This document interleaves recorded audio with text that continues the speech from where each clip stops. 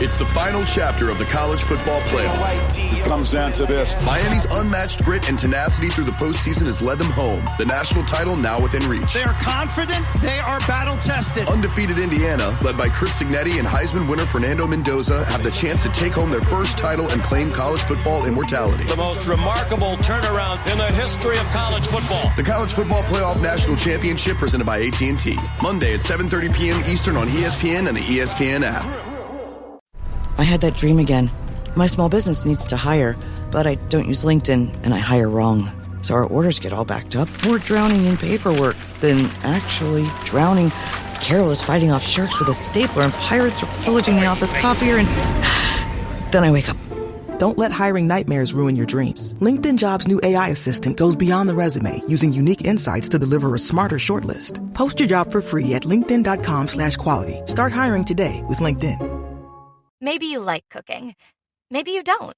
Either way, the new Blue Apron is for you. Because along with our classic meal kits, we're offering new pre-made and one-pan meals to help you get dinner on the table fast. And now there's no subscription needed, so you can just order and enjoy. Do delicious food your way. Shop 100+ meals at blueapron.com. Get 50% off your first 2 orders with code APRON50.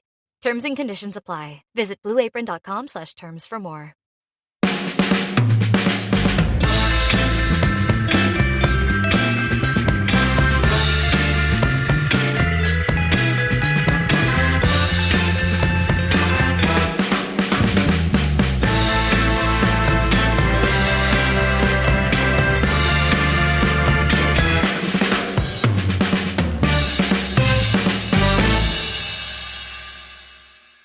All right, here for the Bacchus Show, which I've left open this week since we are asking you to pay us to plug Wayne's book, something like that. How are you doing, Wayne? Yeah, I'm all right. By the way, before we begin, how are you? I'm very good, thank you. Onto an immediate segue.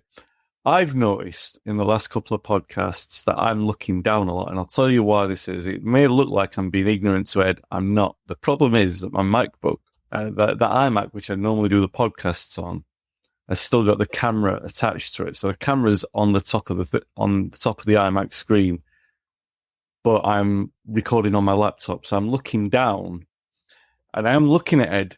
So when it looks like I'm sort of ignoring him, and I'm like this, I'm actually looking at you, Ed, and I'm paying attention to everything that you're saying. Right. But no, I'm first of all, I'm explaining it to you, but for the viewers, they will think Wayne has become decidedly more ignorant, progressively so, as the weeks have gone on. And that may well be the case, but there is also an explanation for it. So viewers, worry not. I still love Ed just as much. I'm still paying as much attention to him. I'm just recombobulating my workspace. Well, in the editing software I use, just to let people behind the magician's curtain, I can actually change that. There is a magic AI button which makes the eyes look straight at the camera, though I did try it once, and it gave me a kind of Disney effect with slightly too larger eyes. And I was like, I don't like that. It's a bit weird. So I didn't ever do that again. Yeah, so today we're going to talk about your new book, which is actually out in the spring, I think I'm right in saying. Yeah. Oh, yeah, we've got a good lead on this. We've got nearly 6 months of anticipation. Plugging to do.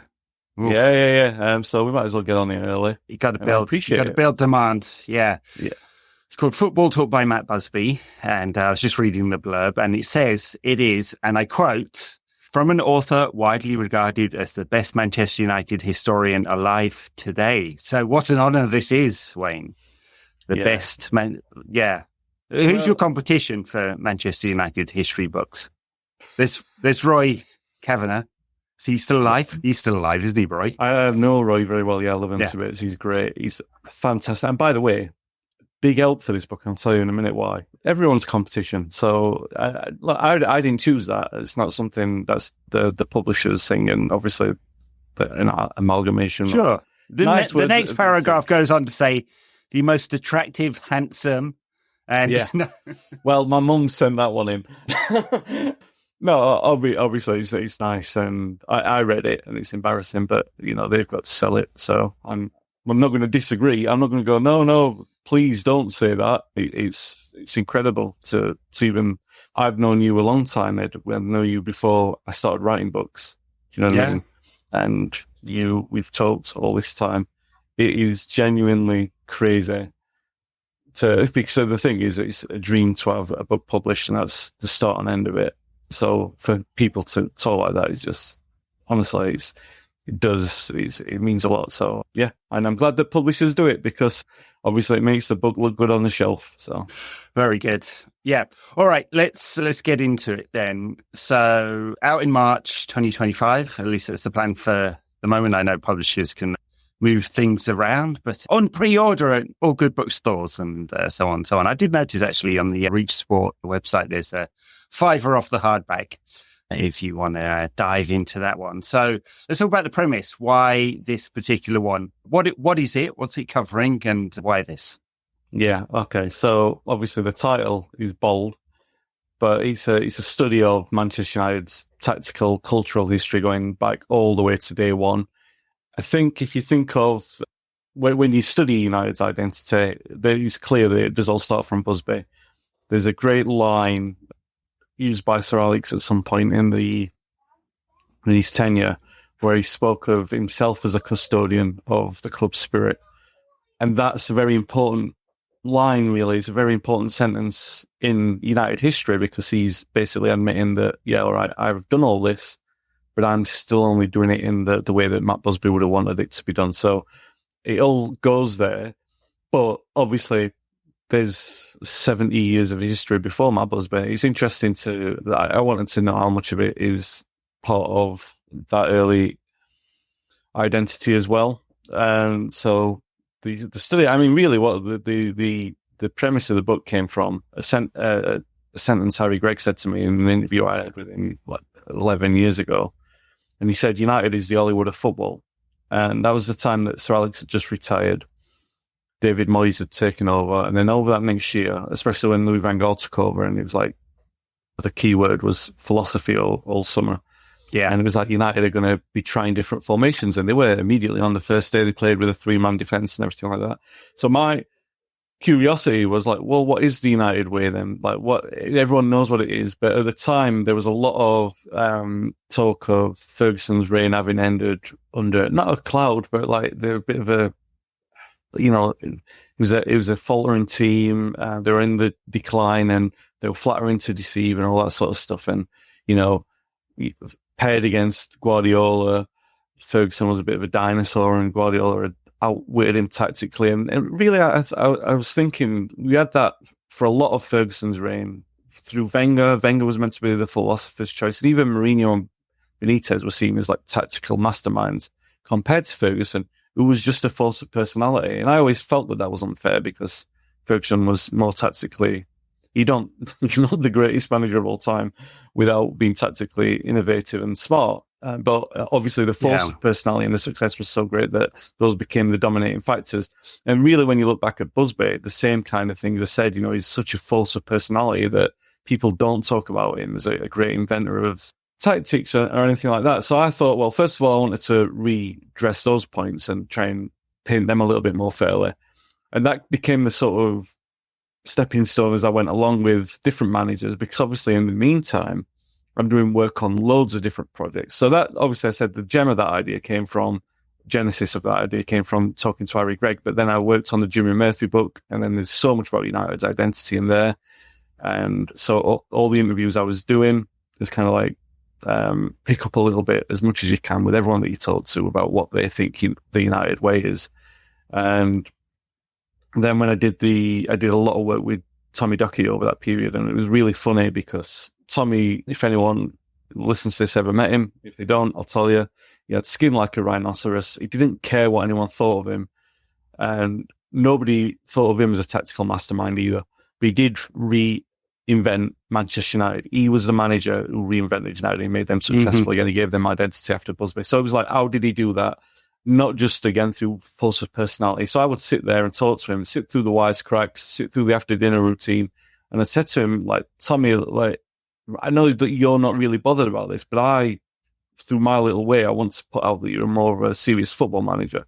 So can we have some conversations about that? And to be fair, it did open up to me on one sit down that I had with him, and he was really good. He talked about, in depth what he wanted from his goalkeeper, from his fullbacks, from everything like that. And one thing that always struck me in that period, and I know that I'm rambling, but I'm allowed to ramble here. Yeah, that's all right. Yeah, so the thing that shone through a lot when I was working on the Doherty era was that team got compared, the mid-70s team got compared to Barcelona a lot by the players. And I thought, well, that's quite modern Barcelona, by the way. Modern Barcelona. The Guardiola, this was 2010 to 15. So you're thinking, okay, tiki-taka, total football. I'm not quite sure this fits. But at the same time, I'm not going to argue with any of the people. So I was like, well, let me take it seriously. Let me look into it and actually see. And what they were talking about really wasn't conservation of the ball. It wasn't really movement of the ball as such, by possession and everything like that, or cultured passing. It was about energy. And if you look at the total football team of 1974, and it's available on YouTube, you can go and look at it. They hunt in packs.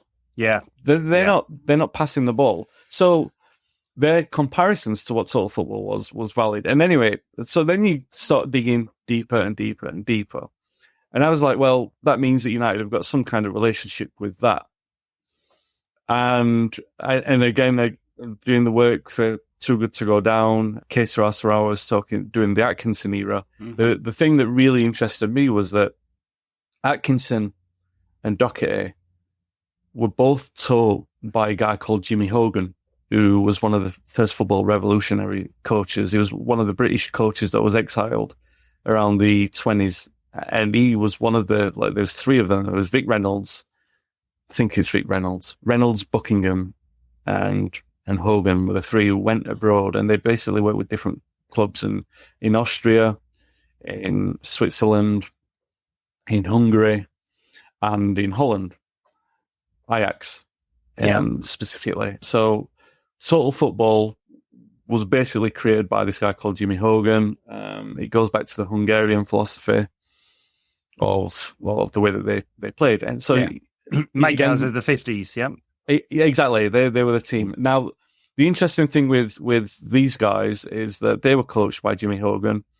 And when Jimmy Hogan was having a spell coaching the Austrian players in France, Jimmy Murphy saw him there. Jimmy Murphy was down there, I think it was early wartime.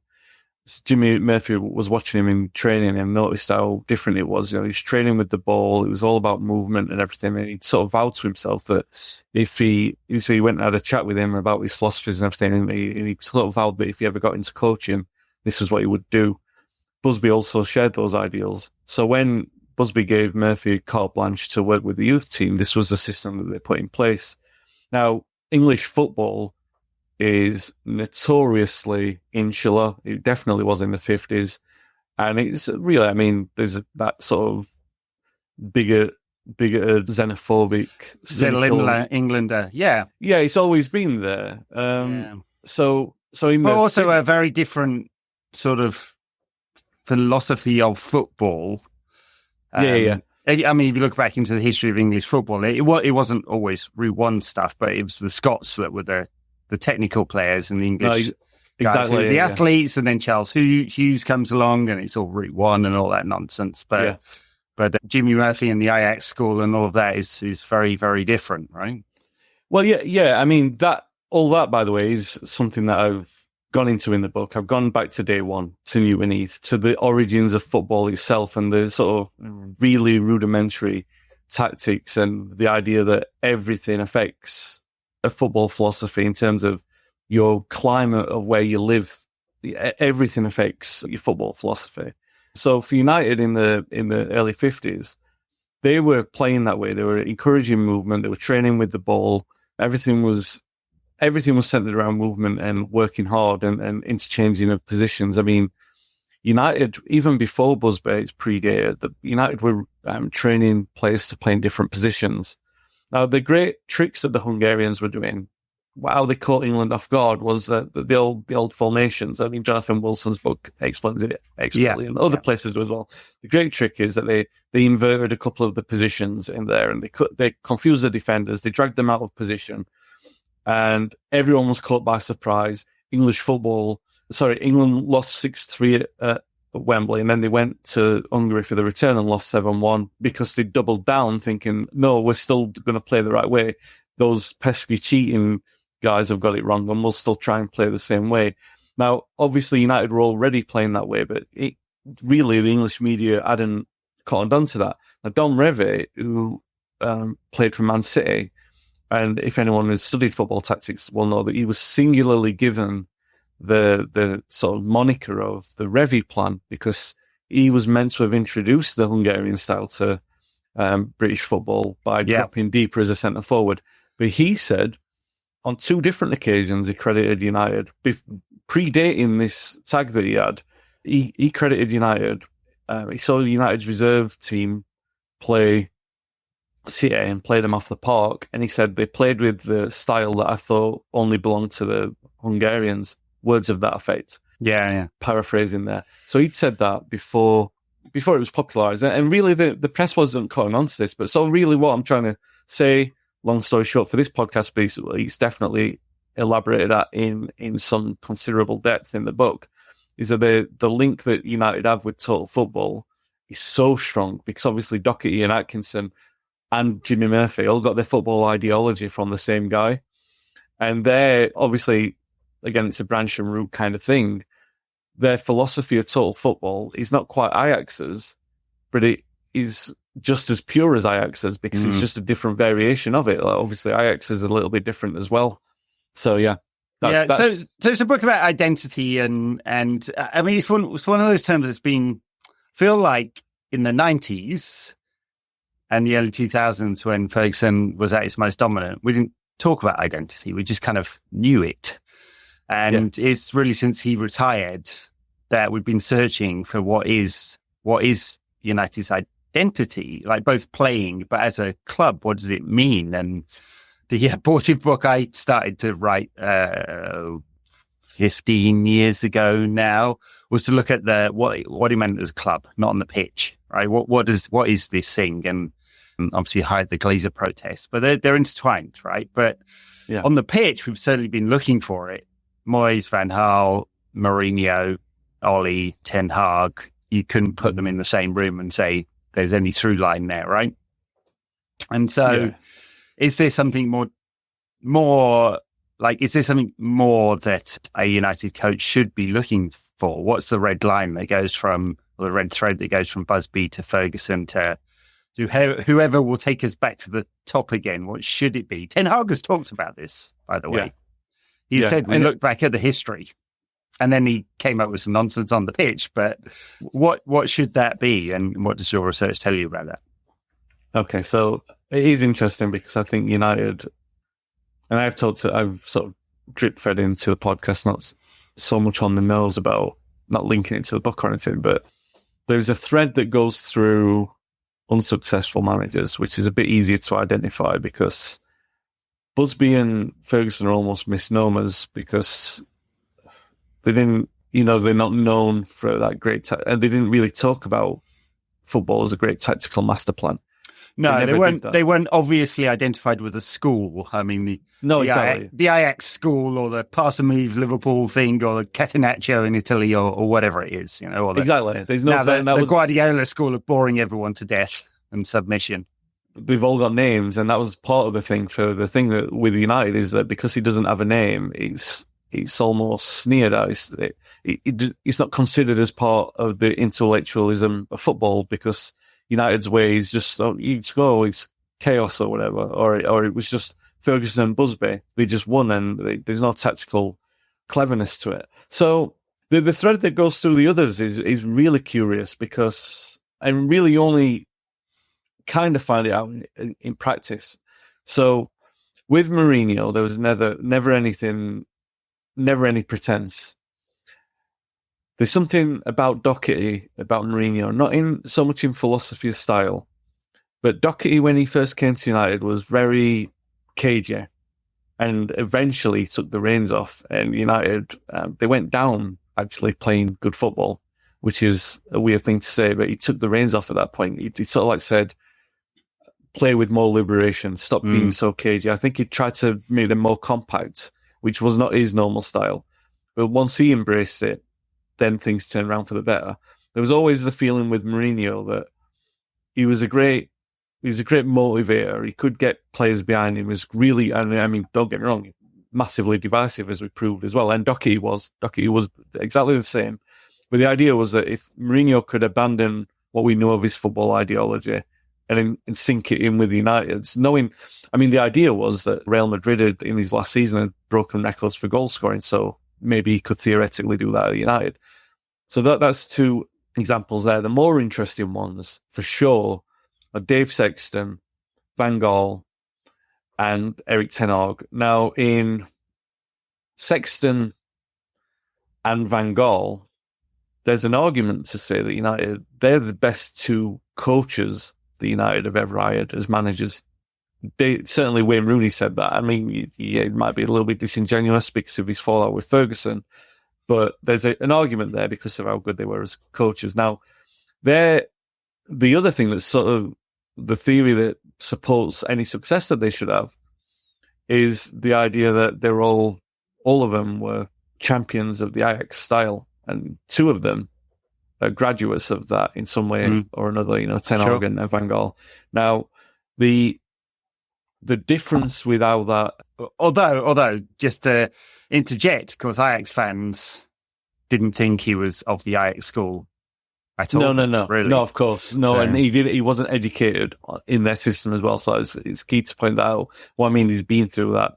He's been through that system, so he knows the values of it. So theoretically, again, now the thread between them all, and why it's a bit of oil and water thing, but you had to sort of wait and see how it would happen with Ten Hag, and I don't think that the injuries did us any favours in assessing the credibility of this theory, which is why it's taken a while for it to sort of settle.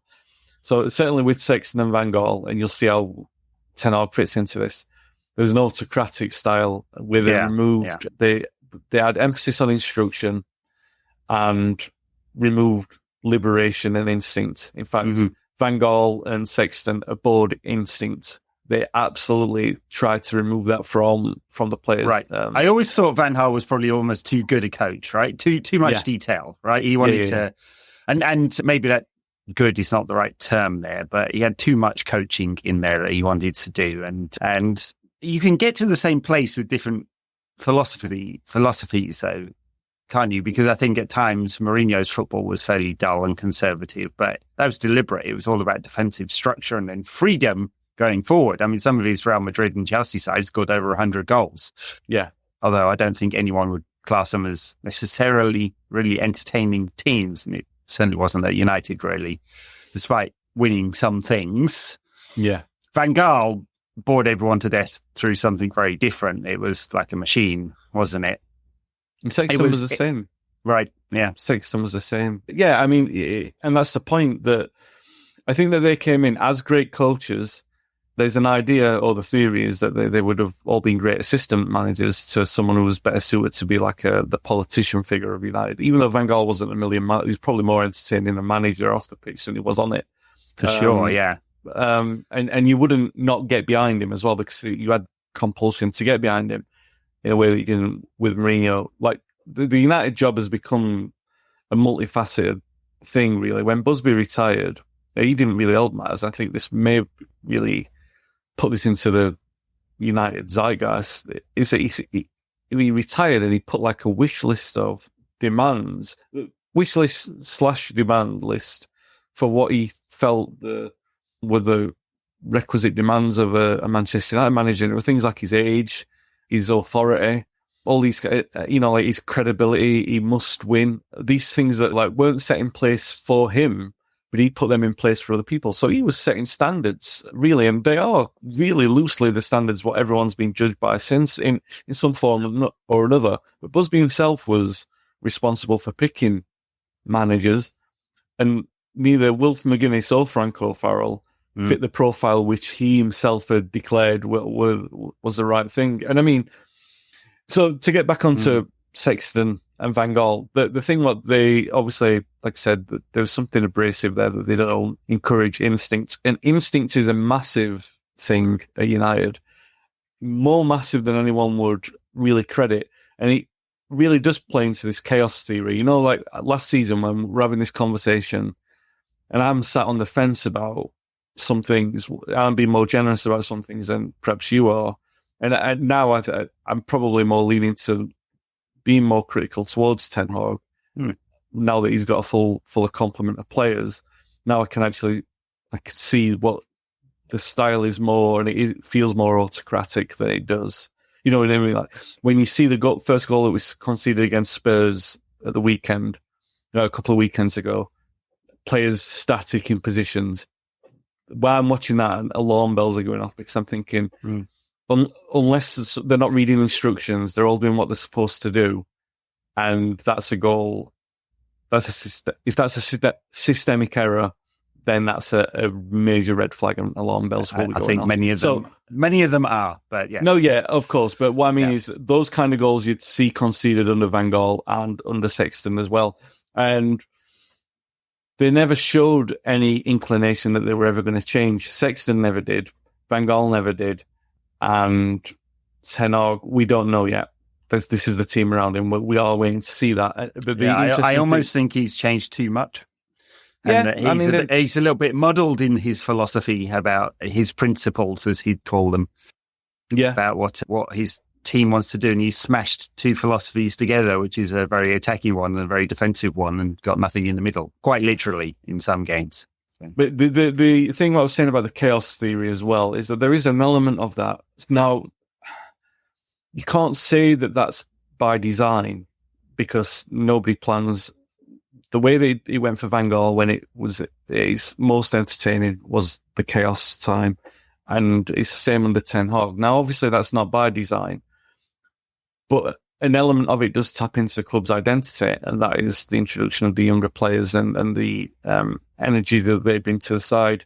Now, there's obviously ways and times and means of doing that, and you only really see the true benefit of that with longevity. So you can only really have the Busby and Ferguson molds to reference this with and say that both of those managers had an uncanny knack of knowing when to introduce younger players into a team.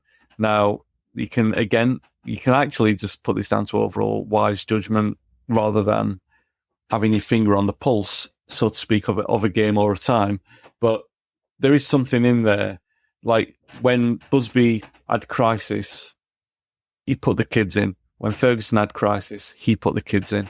And that did happen with Van Gaal and Ten Hag, but the difference is the style of football. So the chaos is so reminiscent of what we plug into it because it's dramatic. And we say, well, no club does drama like United. So you can take the sort of thin line between hope and despair because that it does connect with something that's called United, but that's not by design. So you have to wait and see if what falls after that is by design. And we never got a proper chance to see that under Van Gaal. We've seen that under Ten Hag, but he's falling back to the autocratic. Yeah. Thing. But I mean, there's so many. Ollie was almost closer, right? I know his football was quite reactive, but there was something about when we react, when we counter, we're going to do it with 6 players. And there was something that felt authentically Manchester United about that. And that may be me like thinking, well, this is Ollie, a club legend of a player, and obviously everyone wanted him to win.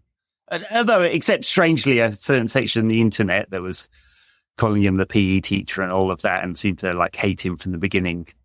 Yeah, I think a lot of people who spent maybe of our age, Wayne, saw Ollie from his first moment on the pitch and through '99 and to his retirement, who desperately wanted him to win and looked at the better stuff of his football and really enjoyed that, and it felt Manchester United-like. Yeah. So, yeah, I think that's really fair. Also, I don't think you have to be as old as we are because there's the younger generation who will have seen Solskjaer's latter part of his career, right? And that was let's say from 2003, let's say 2004, when he may have realised that his playing days were being shortened by the injury. So he started his coaching badges early, and he was picking up that game wisdom and everything like that. So around the same time, Rennie Mullenstein was first team coach, or he was going through the ranks as reserve team, then first team coach. Ollie worked alongside him. When Rennie was promoted to first team coach, there's a really good piece of the coach's voice on this, and in Rennie's book, plug again, But a really good piece on the Coach's Voice, which is there for free, you can check it out, where he talks about flip chart. Right? He says that there are 4 qualities on there: pace, power, penetration, and something else. And it was something like, and if all else fails, we gamble. That's the United philosophy as dictated by Ferguson. And that was the kind of system that Rennie used to get in training. It was like everything worked around those core qualities. And when Ollie was learning his coaching, you can see that it's around that same period. And really, United's style of football in that period from 2007 to 2009, if you consider the interchangeability of the forwards, it's probably as close to the Busby Babes as anything else in United history, in the way that the system moved. Very exciting team that period. Very, very exciting. I mean, the big regret from that period is that they didn't beat Barcelona in that 2009 final. And I think they went into it. Well, I went into that game thinking they were the better team. And 2011, that definitely wasn't true. But Ferguson built a really exciting, dynamic, very technically gifted side in that period. And the amazing thing was they were absolutely shit from 2003 to 2005. Dreadful. Suddenly they were in, was it one of those major transition periods? But they were, I mean, we think that now weren't that bad in comparison to now. They were pretty bad when they were getting hammered at the Riverside and dumped out of the Champions League in the group stage and all that. Nowadays, we'd kill to get to the Champions League for that level stage, of poor, But anyway, the point I was making in terms of the reference to Ollie is that obviously lesser quality of player and a lesser quality of coach as well. But there were some things that were reminiscent about that style. People will watch this or listen and they'll go, "Don't be stupid. It was nothing like that." But it was reminiscent. I'm not saying it was exactly the same, but there were obviously nothing's exactly the same. No, but as I talked about, the threads that you could identify it, and I don't think you could with Van Gaal and so on. So, but what makes if we were going to say there's a clear United identity, and we were going to apply it to the coach that comes after Ten Hag, whenever that is, whether that's next week or in the summer or years down the line, what is that? Okay. That's great. Well, if I knew that for sure, I'd be in a better position than what you'd be on the phone to Sir Jim saying, "All right, you've got your man."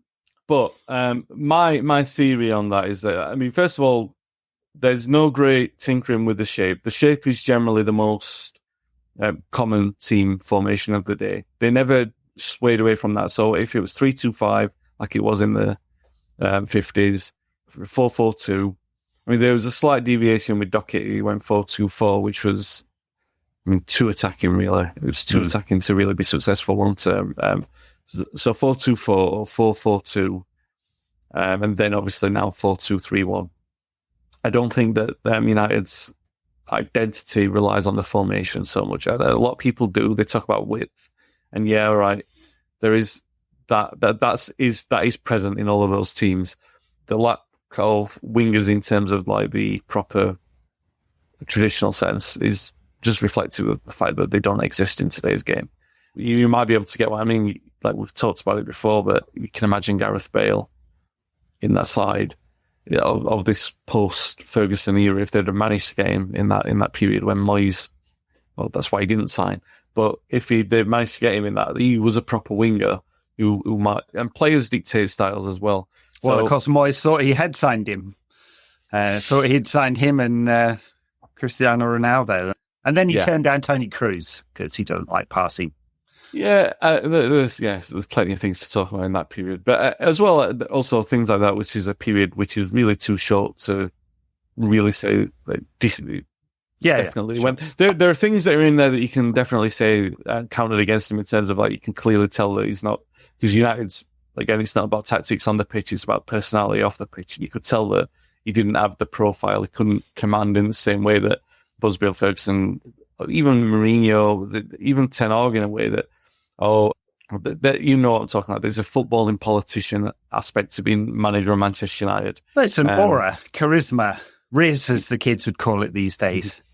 Yeah, you and I, we definitely qualify on that count. But so you've tons of Riz, I mean, you've got to No doubt. have that. You've got to embrace the fact that, that the club has its own style and its own style. I mean, the three elements that really are the things for United are youth is obviously the key element. Then the success, which is, I don't know why I'm blanking on the third now, because they're in the three key cornerstones. There's three key cornerstones of United's, I think. So it may well just be the playing style as well. And the playing style is passing and movement of the players. So the players have always got to be interchangeability to them. They've got to be able to move around. They can't have there's a thing about the energy. I do refer to this like 2 or 3 times in the book, because there are 2 or 3 times where the energy of the crowd actually turns the atmosphere for and against certain managers. For example, Dave Sexton, I'll go back to this just because it's the best example, and some people may even find a Mourinho or Van Gaal or Ten Hag example for this. But Sexton had been in charge maybe 3 months, and they tried to impose this style. Ironically enough, he brought Gordon Hill in to make him study videos of Hungarian wingers. I mean, that's the United style, right? So theoretically, it should work. But telling him how to do it when you've got a player as instinctively brilliant as Gordon, telling him how to do it, telling him to defend when the team didn't want them to defend, you're basically disrupting the rhythm. And again, it's a difficult thing because you're inheriting a successful manager's job. He wasn't going in the wrong place, and you're telling the players to do it a little bit differently. So they had a little bit of resistance from that. But there was this jarring element of him instructing the players to do what they could already do naturally, telling them how to do the thing that they could already do and why they needed to do the thing that they could already do. Yeah. They had a famous training example of they were going through this corner drill over and over again, just after he'd signed McQueen, and someone had joked to Sexton. The players had contrived to do it themselves just to get it over and done with. You know what I mean? They know how to do this cross it, repetition, get it on McQueen's head, score the goal. And they said something like, why don't we just try the one where we cross it and score and we all go in, like mocking the manager a little bit. But then when it actually came to the theory into practice, there was a game against Porto, and I talked about this on the podcast a couple of weeks ago, where we'd lost in Porto 4-0. It's a game where they had to have the jabs beforehand, but they were playing this same style, very cagey. They couldn't have the reins off or anything like that, and they were all feeling under the weather. They got absolutely spanked. Bring back to Old Trafford, Sexton could not play like that. He had no chance of playing like that because he was chasing a 4-0 thing, so he had to play the Doherty way. So the team went out and played in that style. They were rode onto the pitch. The crowd were expecting them from the second they got on there, and the players played in the way that was completely alien to the way that Sexton wanted them to play. They played in the way that they knew how to play, and they won 5-2. It was one of the best performances of the Sexton era, but they played abandoning his style. The other notable game from the Sexton era that everyone talks about is the famous FA Cup final in 79. They were 2-0 down with 9 minutes to go. They pulled it back to 2-2 because he abandoned the way that they'd literally had to just go hell for leather. There was still a bit of muscle memory in there. Still enough players familiar with that Doherty style to just ramp it up, score the goals, get them back into it. Ironically enough, obviously Arsenal go and score straight after that if anyone's familiar with that final. And the reason the players attributed that was Sexton was about to bring on Brian Greenough as a substitute straight after the second goal to kill it and take it into extra time. But he was famous for never making a decision in haste. He would always say, if you're going to make a decision, no, think about it. So he stopped it. He stopped Tommy Kavanagh, the assistant. He said, no, don't bring him on. Just tell him to wait a minute. Just wait and see how it happens. Literally through that, Arsenal get the impetus and they go through score. If you killed the game for 30 seconds, a minute, you're not having them, you're just taking all the tempo out of the game and letting it go to extra time. All the momentum is with you, and United are on a level footing to go. They've taken the sting out of the game. And after the game, Sexton said it was a privilege to be part of such an entertaining game. You could not imagine a Manchester United manager speaking. By the way, a man of class proper dignity to come out and say that. But a Manchester United manager wouldn't come out and say something like that. They'd say, we'll be back next year, like Tommy Docherty did a few years earlier, and they were, and they won. And the point I'm making in that the Sexton era is the best example of what the abandonment of the United philosophy is, and then plugging back into it, it's there. Like I'm saying with the chaos theory, when there's nothing else to rely on but the kids, and the kids bring the energy, and the crowd connects with the kids because there's not the anxiety of this is another overpaid foreign player who we're sick of seeing played every single week and underperform. But we're seeing a kid, we're going to get behind that kid. The energy around the stadium is different. It's massively different, and it keys into the performance. And no, I'm not saying there's any rhyme or reason to it because it's bloody chaos. And that's what makes those kind of things hard to analyse. But there's enough evidence, and there are too many patterns of that happening. Even in the Ferguson era, the early, I'm sure you can remember this as well as I can, going back to 89, Ferguson was under a lot of pressure. Yeah. We had an injury crisis, brought in a lot of kids. And we beat Liverpool on New Year's Day. The atmosphere was unbelievable. He'd never had an atmosphere like that at Old Trafford. And he knew that had come from the kids. And it was a thing that he was already, obviously, working on that behind the scenes anyway. But it was the first time that he'd witnessed Old Trafford react in that way.